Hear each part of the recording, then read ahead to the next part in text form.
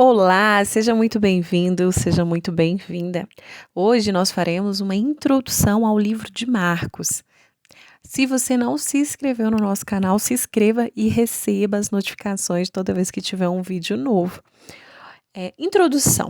Data: escrito provavelmente em 60 depois de Cristo e antes de Mateus. Autor: ele não foi apóstolo e era designado de formas diferentes, como João, cujo sobrenome era Marcos. 2. Sempre Marcos depois disso.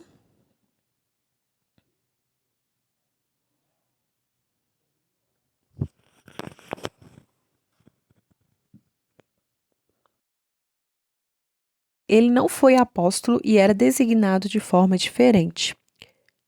Era filho de Maria, uma mulher de Jerusalém. Sua casa era o lugar de encontro dos discípulos, para onde Pedro foi depois de ser liberto da prisão. Nessa ou em alguma outra visita, Marcos pode ter se convertido através da pregação de Pedro, e essa pode ter sido a causa de Pedro chamar de seu filho, que sem dúvida significa filho do ministério. Ele retorna com Paulo e Barnabé de Jerusalém para Antioquia e os acompanha como ministro. Na primeira grande viagem missionária até Perge, lá ele os deixou e voltou para casa. Na segunda viagem missionária, Paulo se recusou a levá-lo e separou-se de Barnabé, primo de Marcos, que escolheu Marcos como seu companheiro. 10 anos depois, ele parece estar com Paulo em sua prisão em Roma e certamente foi contado como um colega obreiro por esse apóstolo. Paulo considerou útil e pediu a Timóteo para levá-lo até ele em sua última prisão. Estava com Pedro quando esse escreveu sua primeira epístola. O que Marcos sabia diretamente sobre a obra de Jesus nós desconhecemos, mas provavelmente não muito. Os primeiros escritores cristãos dizem universalmente que ele foi intérprete de Pedro e que ele baseou seu evangelho em informações obtidas do apóstolos. Características e propósito. É um evangelho vívido e detalhista. Mostra o efeito do espanto e da maravilha produzida sobre os presentes devido às obras e os ensinamentos de Jesus. Ele conta os detalhes das ações de Jesus e seus discípulos e das multidões. Jesus olha ao redor, sentou-se, viu. Pouco mais adiante, ele fica triste, com fome, irritado, indignado, maravilhado, dorme, repousa e comove com piedade. O galo canta 2 vezes, chegou a hora, antes do amanhecer, ou porque já era tarde, 2.000 porcos, os discípulos de Jesus estão no mar. No Monte das Oliveiras, ou no pátio, ou no pórtico, tudo é retratado em detalhes. 2. É um evangelho de atividade e energia.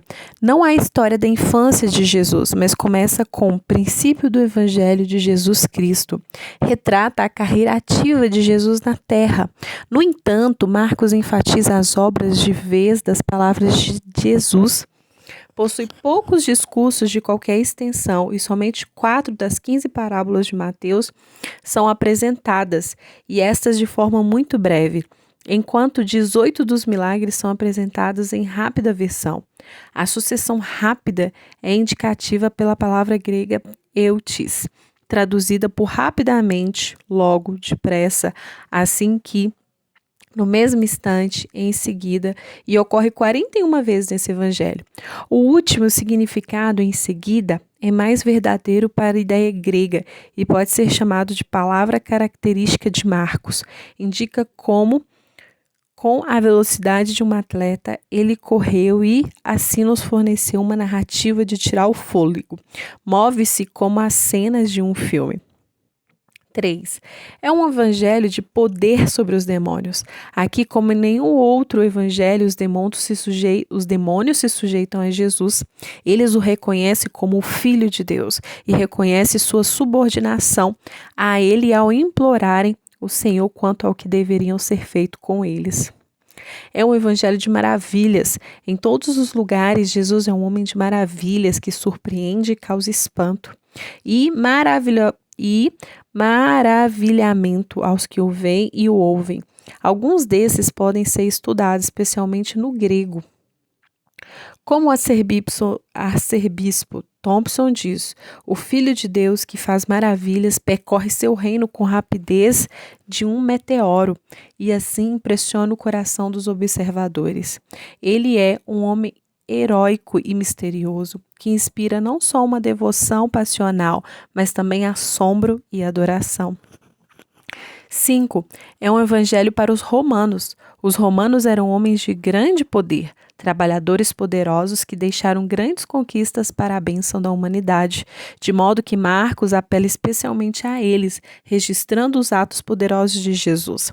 Ele os deixa ver alguém que tem poder para acalmar a tempestade, dominar a doença e a morte e até mesmo poder para controlar o mundo invisível dos espíritos.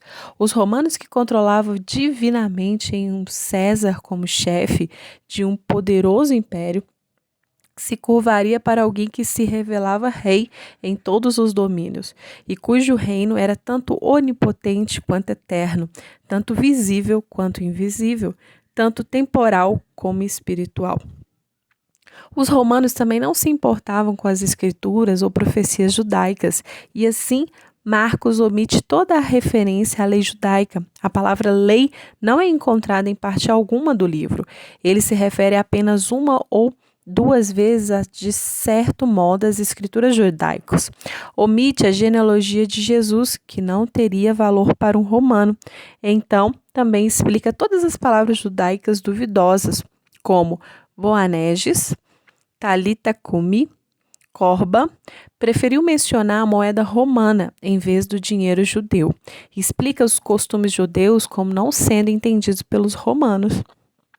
E mais uma vez, pelo uso de termos familiares a si próprio, como centurião, contenda, Marcos mostrou aos romanos um homem que realmente era um homem.